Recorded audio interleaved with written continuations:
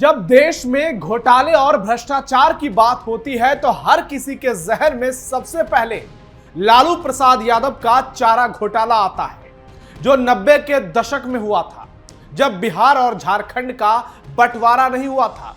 तब चारा घोटाले में अलग अलग कोषागारों से करोड़ों रुपए निकालकर आपस में बंदर बांट कर ली गई थी और इस मामले में बिहार के पूर्व सीएम लालू प्रसाद यादव को जेल तक जाना पड़ा था। अब इसी तरह का एक बड़ा मामला झारखंड से सामने आया है, जहां दो अलग अलग कोषागारों में यानी ट्रेजरी में करोड़ों रुपए की फर्जी निकासी के मामले ने पूरे देश में हड़कंप मचा दिया है। जहां हेमंत सरकार के कार्यकाल के दौरान करोड़ों के घोटाले का सनसनीखेज प्रमाण मिला है। 3 पुलिस वालों को जेल भी भेज दिया गया है। लेकिन असली सवाल तो यही है कि यह घोटाला किसने किया, कैसे किया, किसकी सरकार में किया और किसके समर्थन से किया। नमस्कार, कैपिटल टीवी बिहार में आपका स्वागत है। मैं हूं नवेंदु और आज के इस वीडियो में बात करेंगे झारखंड में हुए बड़े घोटाले की। हेमंत सोरेन सरकार पर खतरे की घंटी बज रही है। हेमंत सोरेन बुरे फंसे हैं क्योंकि यह घोटाला उनके कार्यकाल में हुआ है। अब देखना यह होगा कि आगे क्या होता है। बिहार के बाद झारखंड में बहुत बड़ा घोटाला, हेमंत सरकार के नाक के नीचे घोटाला, करोड़ों के घोटाले से देश भर में हड़कंप। अब हेमंत सोरेन सरकार का क्या होगा? झारखंड के बोकारो ट्रेजरी से 4.30 करोड़ और हजारीबाग ट्रेजरी यानी कोषागार से करीब 15 करोड़ रुपए की अवैध निकासी का मामला सामने आया है, जिसके बाद पूरे प्रदेश में खलबली मच गई है। प्रदेश की हेमंत सोरेन सरकार ने सभी 33 ट्रेजरी और सभी सब ट्रेजरी में डिटेल जांच के आदेश दे दिए हैं। आशंका जताई जा रही है कि अवैध निकासी की रकम 50 करोड़ या उससे अधिक भी हो सकती है। सबसे पहले बोकारो ट्रेजरी से रिटायर पुलिसकर्मी के नाम पर 4 करोड़ 29 लाख रुपए से अधिक की अवैध निकासी का मामला सामने आया। जांच में खुलासा हुआ है कि जुलाई 2016 में रिटायर्ड हो चुके उपेंद्र सिंह को कागजों पर दोबारा सेवा में दिखाकर नवंबर 2023 से मार्च 2026 के बीच 25 माह में 63 बार वेतन निकाला गया। यानी यह हेमंत सोरेन सरकार में ही हुआ है। अब इस मामले में एसपी कार्यालय के अकाउंटेंट कौशल किशोर पांडे को गिरफ्तार किया गया है।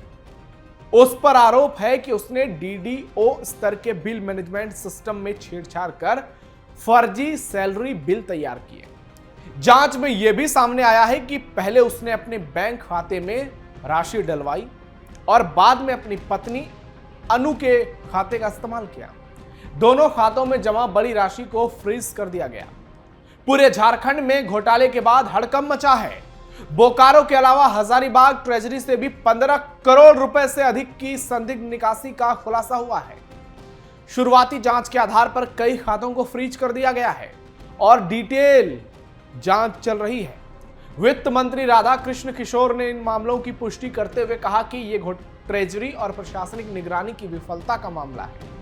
उन्होंने बताया कि सभी जिलों के उपायुक्तों और संबंधित अधिकारियों को ट्रेजरी की जांच के निर्देश दिए गए हैं। बोकारो प्रकरण सामने आने के बाद प्रदेश भर के पुलिस अधीक्षकों को सतर्क किया गया है, जिसके बाद सभी जिलों में ऑडिट शुरू हुआ है। आपको बता दें कि ऐसा ही घोटाला 90 के दशक में बिहार में हुआ था, जब जानवरों का चारा खाया गया था। अवैध तरीके से करोड़ों रुपए निकाले गए थे। उस वक्त भी झारखंड के ज्यादातर ट्रेजरी से ही बिहार के चर्चित चारा घोटाले का खुलासा हुआ था और उस मामले में लालू प्रसाद यादव की जिंदगी बर्बाद हो गई। घोटाले मामले में 3 की गिरफ्तारी, बड़ी मछली पर उठ रहे गंभीर सवाल।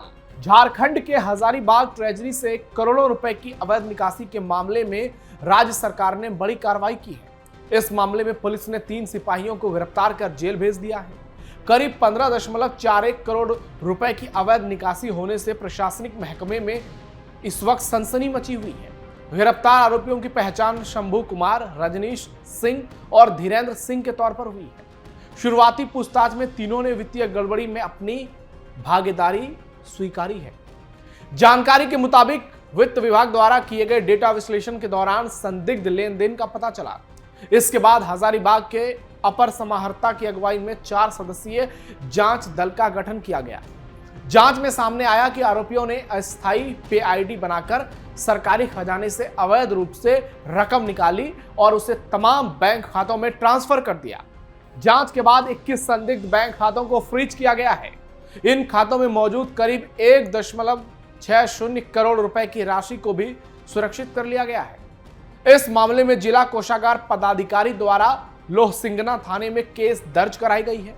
लेकिन यह मामला सिर्फ 3 सिपाहियों तक सीमित नहीं लगता, बल्कि पूरे सिस्टम की कार्यप्रणाली पर गंभीर सवाल खड़े हो रहे हैं।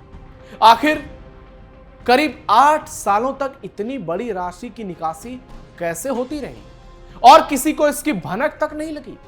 मामला सिर्फ हजारीबाग तक सीमित नहीं रहा, बोकारो जिले में भी इस तरह का मामला सामने आया, जहां पुलिस अधीक्षक कार्यालय की लेखा शाखा में पदस्थापित लेखपाल कौशल कुमार ने रिटायर्ड हवलदार के नाम पर करीब 4.28 करोड़ रुपए की अवैध निकासी की थी। हो सकता है अभी और जिले से ऐसे मामले सामने आए।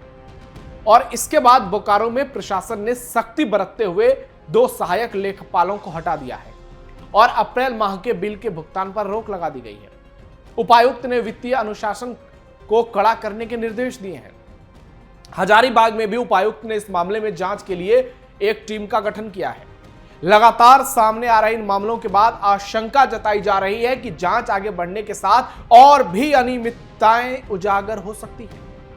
लगातार सामने आ रहे ऐसे मामलों ने झारखंड की वित्तीय व्यवस्था, ट्रेजरी सिस्टम की पारदर्शिता और सरकार के रवैये पर गंभीर सवाल खड़ा कर दिया है। अब देखना होगा कि इस बड़े घोटाले में और किन किन लोगों की भागीदारी सामने आती है। प्रशासन इस पर कितनी सख्त कार्रवाई करता है। अगर आपको आसान भाषा में फिर समझाएं तो बोकारो हजारीबाग में ट्रेजरी घोटाला हुआ है। दोनों जिलों के कोषागारों से कुल मिलाकर 19.30 करोड़ की निकासी हुई है और आगे चलकर यह राशि बढ़ने की संभावना है, जिसमें बोकारो ट्रेजरी में 4.3 करोड़ और हजारीबाग कोषागार से 15 करोड़ रुपए की अवैध निकासी की गई है, जो अपने आप में एक बड़ी हैरान करने वाली, चौंकाने वाली घटना है। बुरे फंसे झारखंड सीएम हेमंत सोरेन, सरकार पर उठ रहे गंभीर सवाल। झारखंड में सामने आए ट्रेजरी घोटाले ने हेमंत सोरेन सरकार को गंभीर संकट में डाल दिया है। बोकारो और हजारीबाग कोषागार से करोड़ों की फर्जी निकासी ने प्रशासनिक निगरानी पर बड़े सवाल खड़े कर दिए हैं। चौंकाने वाली बात यह है कि यह गड़बड़ी कई महीने तक चलती रही, लेकिन किसी स्तर पर इसे पकड़ा नहीं गया, भनक तक नहीं लगी अधिकारियों को। फर्जी पीआईडी, रिटायर कर्मियों के नाम पर वेतन निकासी और सिस्टम में छेड़छाड़ जैसी बातें बताती है कि मामला सिर्फ छोटे कर्मचारियों तक सीमित नहीं रहेगा। 3 सिपाहियों की गिरफ्तारी के बावजूद बड़ी मछलियों पर सवाल कायम है। विपक्ष इसे चारा घोटाले की तर्ज पर बड़ा संगठित भ्रष्टाचार बता रहा है। सोशल मीडिया पर सवाल उठ रहा है, क्या हेमंत सोरेन की सरकार भी चली जाएगी आगे चलकर? सबसे बड़ा सवाल तो यही है, क्या सरकार असली दोषियों तक पहुंचेगी या मामला दबा दिया जाएगा? झारखंड के सीएम हेमंत सोरेन पहले से ही कथित भूमि घोटाले से जुड़े मनी लॉन्ड्रिंग मामले में घिरे हुए हैं। उन पर गंभीर आरोप है कि रांची में सरकारी जमीन से जुड़े अवैध लेन देन और फर्जी डॉक्यूमेंट्स के जरिए संपत्ति उन्होंने हासिल की। इस मामले में ईडी ने कार्रवाई करते हुए उन्हें गिरफ्तार भी किया था, जेल में भी रहे थे कई दिनों तक। बाद में उन्हें अदालत से जमानत मिली, वो बाहर आए और चुनाव भी जीत गए। यह मामला अभी भी जांच और न्यायिक प्रक्रिया में है, जिससे उनकी राजनीतिक छवि और सरकार दोनों पर लगातार दबाव बना हुआ है। ऐसे में नए घोटाले में अगर सरकार का कोई आदमी फंसता है, किसी सांसद, विधायक, मंत्री का नाम आता है, तो फिर भयंकर बवाल होगा। सरकार भी जा सकती है। और हेमंत सोरेन सरकार पर सवाल इसलिए उठ रहे हैं क्योंकि इतना बड़ा सरकारी तंत्र और किसी को भनक तक नहीं लगी। क्या किसी सांसद को नहीं पता होगा? किसी विधायक को नहीं पता होगा? हम मान सकते हैं कि मुख्यमंत्री को नहीं मालूम होगा। यह 40-50 करोड़ का घोटाला है। जब बड़े पैमाने पर घोटाले होते हैं तो 100, 200, 400, 500, 1000 करोड़ के घोटाले होते हैं। यह 19-20 करोड़ का घोटाला है जो कहा जा रहा है कि 50 करोड़ तक जा सकता है। ऐसे में मंत्री, विधायक, सांसद पर तलवार लटक रही है। क्या इसमें कोई शामिल है? क्या किसी को कमीशन गया था? सारी चीजें जांच में सामने आएंगी और जब दूध का दूध, पानी का पानी होगा तो बड़ी मछली खुद पकड़ी जाएगी। बिहार में चारा घोटाले ने लालू यादव की जिंदगी बर्बाद कर दी। उनकी पहचान घोटालेबाज नेता के तौर पर हो गई। वो सजा याफ्ता हो गए। और उसके बाद दूसरे घोटाले में फंस गए। हमारे देश में जब भी घोटाले में कोई नेता फंसता है तो उसके बाद उसके लिए वापसी मुश्किल होती है, और अगर कोर्ट उसके घोटाले को पूरी तरह से प्रमाणित कर देता है तो उसके लिए आने वाला समय और भी मुश्किल होता है। झारखंड में भी पिछले साल ही विधानसभा चुनाव हुए हैं और हेमंत सोरेन सरकार की बम्पर जीत हुई है। ऐसे में अब देखना यह दिलचस्प होगा कि आने वाले समय में सरकार से कोई व्यक्ति इसमें शामिल पाया जाता है या फिर नहीं। अगर पाया गया तो सरकार जा सकती है। फिलहाल जेएमएम सरकार पर खतरा तो है जब तक इस घोटाले में सरकार को क्लीन चिट नहीं मिल जाती। आपकी क्या राय है कमेंट बॉक्स में बताइए। हमारे वीडियो को लाइक शेयर कीजिए। फिलहाल के लिए इतना ही, धन्यवाद।